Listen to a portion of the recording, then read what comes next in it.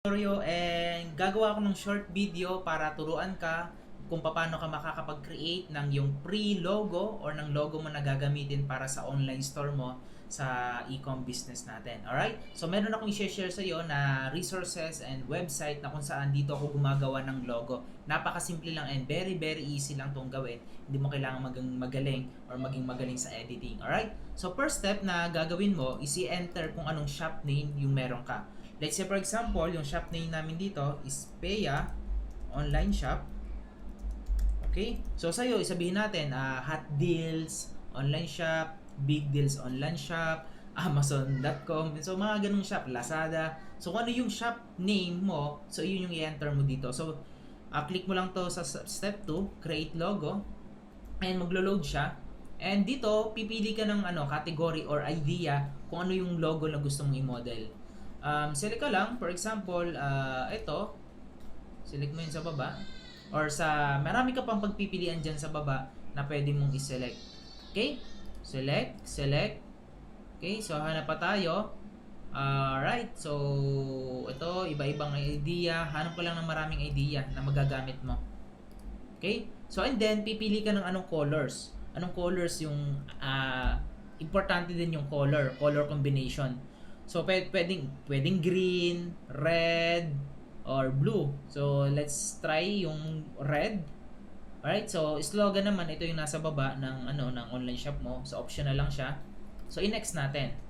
Right? And then, search ka ng keyword. So, ano ba yung online shop mo? Of course, yung online shop natin is yung logo na parang e-commerce, mga ganong idea. Ayan, so maraming lumabas dito. Tinay ko lang yung online shop. And kukuha ko ng mga 3 idea and doon ako pipili. Okay? So, first, ayan, eto. So, gusto ko to. Medyo okay to. Ayan, so pili ka kung ano yung gusto mo. Marami pa dyan. Alright, so e-commerce. Click mo lang to para makakuha ng other idea. Ayan, sa mga ganitong idea. Alright, and then, ayan. So, siguro ito lang. And then, see results. Ngayon, magge-generate to, ang bibigyan kanya ng mga idea kung anong logo. Alright? So, ngayon, meron ka ng logo. Ito kung makikita mo sa ibabaw, Peya Online Shop, generating logo, Peya Online Shop, Peya Online Shop, right? Ito, red. Red yung colors. Kung gusto mong i-edit, dito lang sa side, gawin natin na medyo green logo. Ayan. So, generate new process. Ayan. So, magge-generate siya. Green naman ang lalabas. Alright? So, kung gusto mo siyang i-edit, hanap ka pa dito ng logo references. Click mo lang tong edit. For example, ito naman sa taas. Ito. Saka, ito. Yan. So, makakakuha ng idea. And napakasimple lang. And click mo lang tong generate new proposal. Right? So, ngayon, meron ka ng idea. Ito, ang gaganda. Yan. So, ang dami. Ito, ang ganda. Very simple lang. Ito. I think, ito siguro yung natitipuhan ko dito is ito. So, ngayon, i-click ko to. Or i-edit mo muna. Pwede mo siyang i-edit. So, may redirect lang to sa isang page na kung saan, ngayon, ito yung meron pa siyang watermark. Right? So, yung current font niya, pwede mo rin siyang i-edit. So, kung gusto mong mas simpleng font, like for example, ganito. Yan. So, ito simpleng font lang siya. Ayan. So, font size. Ayan. So, parang ganito. So, kung gusto mo naman na yung icon is nasa right, pwede mo siyang ilagay. Nasa left yung icon. Siguro mas maganda gato. Peya Online Shop. And kung gusto mo pang dagdagan later on dito sa text ng slogan, sa ibaba, add slogan. Alright? Your online alright.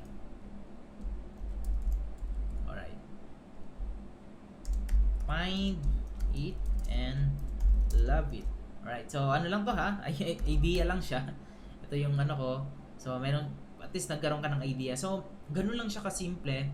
Right? And sa colors, konting combination, colors, gawin mo siyang red, ayan, so or green. So basta yung siya, yung tipong okay, yung okay siya tingnan sa iyo, okay na. Hindi mo kailangang magpatagal dito sa pagki-create ng logo. So ayun, kung ano yung ma-generate, no? Hindi na ikaw yung nag-i-edit.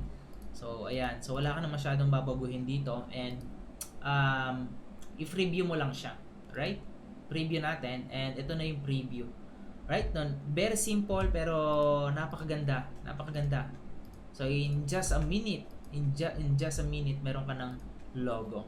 Right? So para ma-download mo naman yung logo na to, ngayon save mo to. Save mo muna siya. So kailangan mo lang mag-register dito. It's a free. Register ka for free, register mo or login ka with Facebook, login with Gmail. Right? So and then yung logo na to, kapag binili mo to, right, alright, basic, ang logo na to is around 500 each. So meaning around $10. And itong coupon na to, i-redeem mo. Meron dyan sa baba, right? Alright. So claim my discount. Yan. Claim, i-share mo lang to para makuha mo yung coupon, and then i-buy mo siya. And mangyayari, magiging 200 pesos na lang siya. And via PayPal, pwede mo siyang bayaran. So give us a credit para ma-claim mo yung $5 discount. Share mo sa Facebook mo, no? Twitter, pwede mo siya delete later on. Right? Basta ma-claim mo lang yung coupon. Right? So, ito ba yon? Right? I think, ayan, yes. I think yung in-enter ko na coupon kanina, yun no, lumabas. Right? So, ngayon, 200 na lang, and then i-buy mo na siya via PayPal, and mada-download mo siya sa email na bibigay mo. Alright? So, ganun lang kasimple, very easy. Kung yun talaga is at least meron kang original copy. Kasi kung ganito lang, no, kung titingnan natin, kung preview mo, meron pa siyang tawag dito is watermark. Pwede rin naman na hindi mo siya bayaran. Ang gawin mo is screenshot mo lang to. Ayan. Screenshot mo yan, and then yung ilalagay mo sa sa shop. Diba? Sa may pagko-customize ng shop mo. I-add mo lang yung i-add mo lang siya. Alright? So, ayan, medyo kita to. So, mas maganda na i-purchase mo na lang siya. Right? Kasi pang long term mo naman siya yung gagamitin. Yung logo na just sa 200 pesos, meron ka ng logo, hindi mo na kailangan mag-hire, magpagawa pa ng logo sa mga other services. So, ikaw na mismo yung gumawa. Alright? So, yun lang. Thank you so much for watching this video. Hopefully, makatulong sa ito. Alright? So, see you in the next module sa Pinoy Ecom Academy.